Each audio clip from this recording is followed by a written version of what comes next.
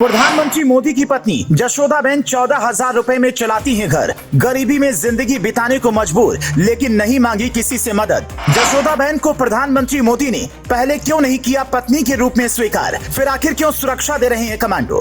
कभी जशोदाबेन को सता रहा था इंदिरा गांधी की तरह अपनी मौत का डर। 10 कमांडो के बीच भी खुद को असुरक्षित महसूस कर रही थी। नाम जशोदाबेन, पहचान प्रधानमंत्री मोदी की पत्नी। लेकिन आखिर क्यों प्रधानमंत्री मोदी ने कभी जशोदाबेन को खुले तौर पर पत्नी का दर्जा नहीं देना चाहा।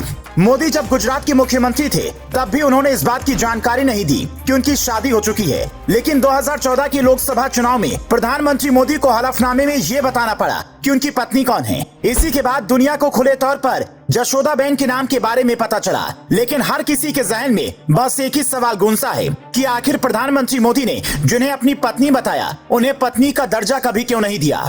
2014 में जशोदाबेन को भी तगड़ी सुरक्षा दी गई। उनकी सुरक्षा के लिए 10 जवान तैनात किए गए, जो 2 अलग अलग शिफ्ट में जशोदाबेन की सुरक्षा में तैनात रहते हैं।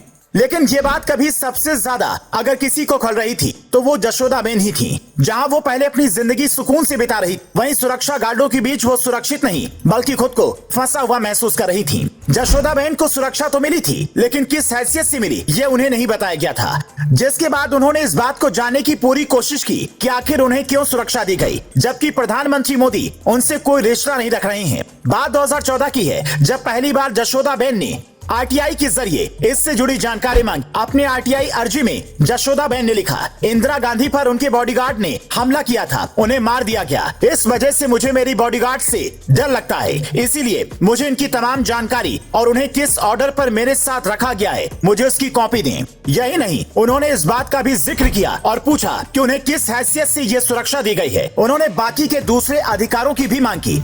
यही नहीं, जशोदाबेन ने आरटीआई में कहा कि गार्ड्स उनसे मेहमान नवाजी की उम्मीद रखते हैं, इसीलिए उनकी भूमिका के बारे में नियम कानून उन्हें बताए जाने चाहिए। अमर उजाला में छपी एक रिपोर्ट के मुताबिक जशोदाबेन के इस आवेदन के दूसरे दिन ही एसपीजी चीफ के दुर्गा प्रसाद को हटा दिया गया। हालांकि जब दुर्गा प्रसाद से पूछा गया कि क्या उन्हें जशोदाबेन के आवेदन के कारण हटाया गया, तो उन्होंने कहा उनका कार्यकाल पूरा हो चुका था। असल में प्रधानमंत्री की पत्नी होने के नाते प्रोटोकॉल यही कहता है, एसपीजी के जवान उनकी सुरक्षा में तैनात रहेंगे। लेकिन बताया जा रहा है कि गुजरात पुलिस उन्हें सुरक्षा दे रही है। जानकारी के मुताबिक जशोदाबेन अपने भाई के साथ रहती हैं। प्रधानमंत्री मोदी से अलग होने के बाद जशोदाबेन ने पढ़ाई पर ध्यान दिया और मेहनत के बल पर टीचर बन गई। उन्होंने 1978 से 1990 तक बनासकांठा जिले में पढ़ाया। 1991 में वो राजोसाना गांव चली गई और वहीं रहती हैं। जशोदाबेन अब रिटायर हो चुकी हैं। उन्हें 14,000 रुपए हर महीने पेंशन मिलती है। इन्हीं पैसे से वो अपना घर चलाती हैं। बताया जाता है कि कभी भी जशोदाबेन ने प्रधानमंत्री मोदी की राह में रोड़ा नहीं लटकाया, बल्कि हमेशा उनको सपोर्ट किया।